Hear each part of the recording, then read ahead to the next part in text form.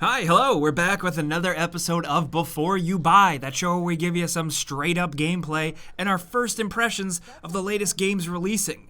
It's me, Jake Baldino, and today we're talking about Gears 5. This is a pretty damn full gaming package, man. Let me start with the campaign, though. It's the thing I'm definitely most into as a player. That's just me. Also, just as a disclaimer, it seems like a lot of Gears fans are extremely sensitive to spoilers, so consider this a warning. The first chapter, serving sort of like as a prologue, has a lot of story stuff that I'm not going to show here. I'm not going to show Act 1. The majority of this footage is Act 2, and most of the stuff going in isn't very spoilerly, and it's still kind of early in the game. It's just normal moment-to-moment game stuff, just so you know. This is all captured on an Xbox One X with a review copy of the game that was sent to us. But anyway, let's just dive in. This is the follow-up to 2016's Gears of War 4. I'm a longtime fan of the series and even the lore, and I thought Gears 4 was decent. It played it a bit safe. The characters I thought were okay. I didn't really get attached to them. Ultimately, didn't leave a lasting impact on me, but I just love a good third-person shooter campaign to play through. Gears 5 steps it up a notch with a bit of a different vibe. It takes more chances, tries a couple weird new creative things, and I think they pretty much pulled it off. Where Gears 4 spent a lot of time trying to establish a new crew and a new world here, Gears 5 focuses more on establishing a world in the aftermath of Gears 1, 2, and 3 in a way I found way more interesting. That's really all I can say without spoiling anything, though. But generally, I enjoyed the story, and it was hooked way more here with Gears 5, and I love what it does with the lore and how it expands it.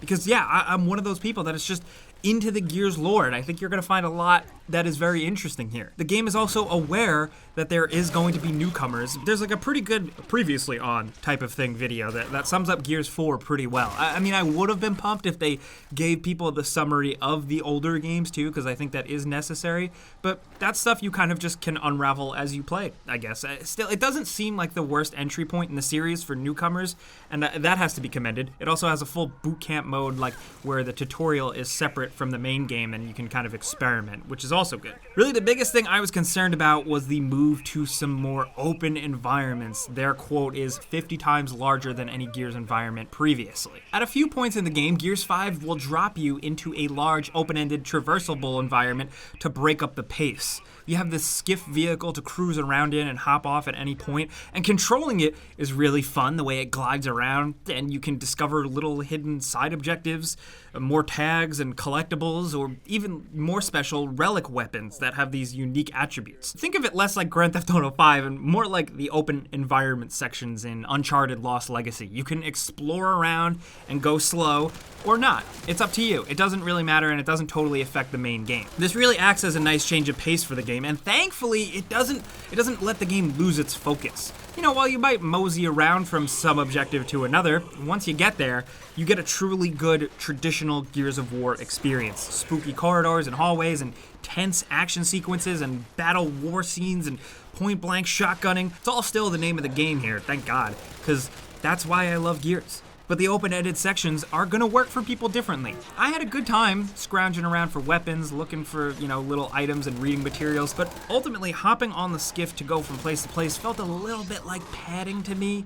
At times, I wasn't head over heels for it. But the way I look at it, and you might not want to hear this, some little locational padding is better than the game losing sight of what it is, or endless cookie-cutter missions that go on, and it doesn't really feel like the game has that, at least. The game still doesn't lose sight of what it is. Like I said, it doesn't detract from the main experience or narrative much at all. The game plays great. It plays like Gears of War. I mean, the new weapons introduced are exciting. There are some great enemy types, some of which are newer takes on older concepts that I really loved. There's also a great encounter reminiscent of one from the original game with a new spin on it that I really loved. And thankfully, the game can still be incredibly challenged with a shit ton of difficulty modes to choose from, and that goes for every game mode. Jack also makes his return to the series, and I just love having him around, especially now that he's beyond being just like a glorified door opener. He has active and passive abilities and can pretty much directly and consistently support you in battle. He can buff you with a stim, eventually revive you, he can zap and stun enemies, he can cloak you, and fetch weapons from across the battlefield. You can control him by pointing in a direction and simply pressing a button, and you can also swap between his abilities on the fly. It is a big change up, but I think it works very well and feels well designed. This could have been a big mistake, but thankfully I really like it a lot. There's also some extremely light RPG elements of progression to him, as you can find upgrade points scattered around, hidden throughout the environment to spend on a skill tree for each of his abilities to get stronger and more varied options. The game is pretty generous with these upgrade points, maybe a little bit too much, but I think it's a nice start towards giving the campaign a tiny bit more customization and progression. I'd really like for them to kind of double down on this in the future. I still would like to put a little bit more into my character, but that's just me. One thing I was not a fan of was the artificial intelligence of your squad mates. Very often I would find them just kind of like heading off in a completely opposite direction or getting stuck somewhere for no reason. Twice I had to reload a checkpoint because my teammate was doing really goofy stuff and getting stuck. It's a bit of a bummer, and it feels weird because Jack's AI is pretty good and he's like always around and always dependable. But, as you know, sometimes when the game gets tough, you rely on your teammates for revives, so it can occasionally be annoying. But really, the campaign, it's gory, it's got surprises, it's got fun sequences, it's somewhat lengthy, and it expands the lore in new and exciting ways. This is what I wanted from a new entry in a series I've always enjoyed. And while I still have more love for the original trilogy, I like what the Coalition did here more than what they did with 4. It's just overall more exciting. And it's a more full package. There's so much more content and stuff to do. And thankfully, it doesn't quite feel like there's a weak link in the bunch. And also, it has full co-op support. Shout out to them for that. I love that. But with the other modes, firstly, Horde mode returns. And while it's got some of the stuff carrying over from 4 that some fans weren't into, I just find the mode as satisfying and as addictive as ever. Going 50 rounds can be fun and challenging and makes your eyes bleed, but it always feels great. Not the eye bleeding, but like the playing. You know what I mean? Jack is also now completely playable, and he works really well as a way for newcomers to kind of jump in and feel slightly safer and play support. But with high-level play, he becomes an absolute necessity and still manages to be fun, even for more experienced people. I found myself in rounds where I'm really freaking glad there's a good Jack play. Also, every character has a unique ult, like a superpower gun buff, the ability to cloak, among others. This helps things feel a bit fresh and more interesting, and I think it's a welcome change. There's also still the sort of card equipping your Horde character for buffs and bonuses, which is fine, I guess. But for Horde and Versus, there's a lot more progression. Characters have skins you can unlock alongside weapon skins, but then there are also mappable emotes, banners, and unique target designators. One cool thing, instead of a spray system like on a wall or something, there's a blood splatter system where if you finish someone off, you can leave behind this cool signature symbol. They're not the most downright thrilling unlockables or earnables, to be completely honest, but they keep you playing, and it keeps you focused on the gameplay.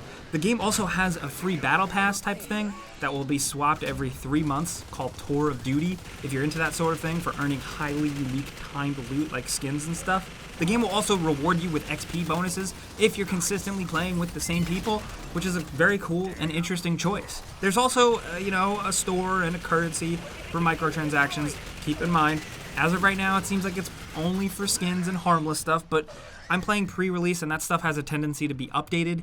It's just something to keep in mind and remain skeptical of. I never felt forced to buy anything at all, and that's the most important thing to me as a player, but everyone's different, so I'm presenting it to you. But also, as for the Versus side, I've been able to experience a fair amount pre-release, but I can't comment on the state of things currently upon launch with servers and connections yet, so keep that in mind. This is just first impressions. But what we do have is stuff divided by classic mode and arcade mode. So arcade is designed to be more fun and casual with its modes and its playlists and just its general gameplay tuning in the hopes of keeping the wall bouncing shotgun and only players in their regular classic versus, which I think is smart.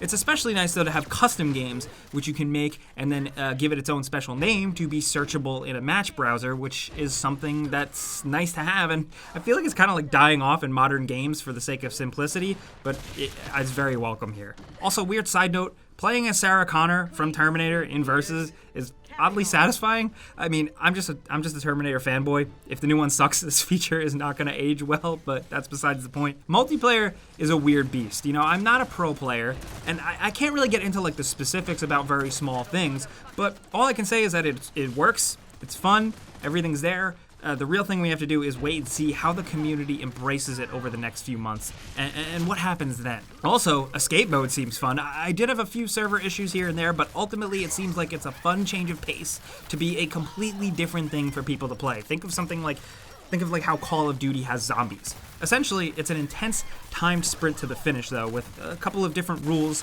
limited ammo, and challenging enemies. It's got quite a different feel to it, and a unique story and characters, and the plan is to have it updated frequently. I'm curious to see what other people think of this as just like a completely different spin-off standalone thing. There's also a map builder for it, which isn't like limitless, but it's also fun because you can tweak hallways and enemy placements however you want, and you can make it dumb or torturous, and I like that. And also, in Mario Maker fashion, you can't upload it and share it unless you can finish it, which I think is where half the fun lies sometimes. Really, it seems like there's something for everyone in Gears 5, whether you're a campaign kid, a multiplayer junkie, a creative type, or something in between. You got plenty to keep you busy. You definitely get a lot of bang for your buck, and nothing is half-assed here. I say if you're a fan of third-person action, go for it, dude.